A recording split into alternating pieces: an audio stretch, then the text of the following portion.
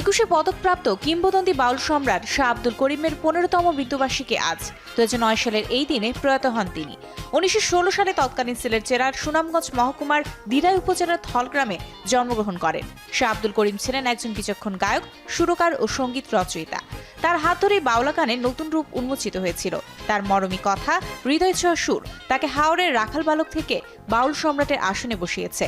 গানের রাজা শাহ আব্দুল করিম গানের মাধ্যমে হয়ে ওঠেন মানুষের সুখ দুঃখ, প্রেম যন্ত্রণা ও স্বপ্নের এক কারিগর। খুব সূক্ষ্মভাবে তিনি প্রতিটি গানে ফুটিয়ে তুলেছিলেন মানুষের হৃদয়ের গহীন অনুভূতি আর গ্রামীণ জীবনের আত্মাকে।